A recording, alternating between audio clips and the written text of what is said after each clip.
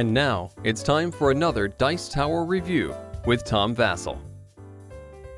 Hey folks, I'm Tom Vasel, and today we're taking a little game called Robits. Robits are smaller than robots. Yeah, they're the perfect... Oh, I guess it's like that. It's like from a company, Robots, but they call them Robits. It's like their trademark name. So in this game, you're building a robot, trying to get the most points. You're going to be drafting cards from the middle of the table, building a little robot, and when you're done, most points wins. Very simple. Here's a little bit more explanation.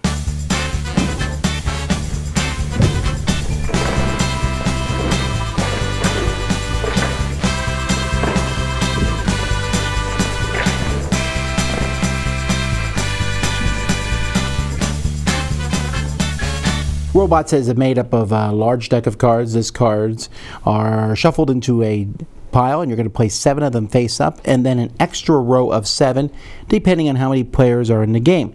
So this is a 4-player game because there's 4 rows. One person goes first, and each person is going to go 7 times. On your turn, you take a card. That's it. You can take a face-up card, or you can take a face-down card. Now, if you take a face-up card, then the card directly above it is going to be revealed so that everyone can see what it is. You're going to keep going until everyone has 7 cards in their play area. Now, when you take these cards, you're going to put them in front of you. The only one that's different is the overclock card here. When you take this one, you will draw 2 cards off the top, and you'll pick one to keep and discard the other one at the bottom of the deck. Now, after you have your 7 cards, let's say I have 1, 2, 3, 4, 5, 6, 7. So these are the 7 cards that I have here. So now I'm going to build a robot with these cards. I need a head for my robot. I need a torso.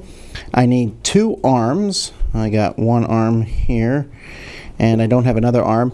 And then I have some legs. So maybe I'll put these legs here. I can also use this junk here to fill out the robot if I want to. The junk can be placed anywhere, but that's not really going to be that useful. Once you're done filling your robot, whether you finish it or not, you're going to get points equal to whatever the cards say. So you can see these blue cards here are worth 3 points each, while this green card here is worth 1, the purple card there is worth 2. So different cards that you're going to have are going to be worth various points. You will then also get points if you finished your robot and you have 3 or more of the same color. That's the reason why you would use this junk card, because this robot would not be finished if I hadn't had that junk card. But since that junk card is there, I'm going to get bonus points because I have 3 blue cards. How many bonus points will that give me? Well, according to this bonus card, 3 blue cards gives me 1 bonus point. If all 5 were blue, I would get 5 extra points. While green, 3 of those gives you 5 points and 5 gives you 15. But that's kind of made up for the fact that green cards are worth fewer points. As you're going through and grabbing cards, you also might grab some Sparkies. These little robots themselves just go near your big robot and they're worth an extra 3 points, but they don't help build your robot at all. After that, whoever has the highest score is the winner of the game. You could play several games and add your scores if you wanted to.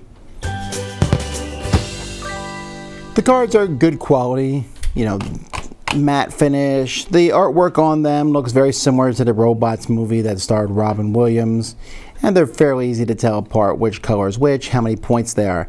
I do wish they would have put on here how many there were of each color in the deck.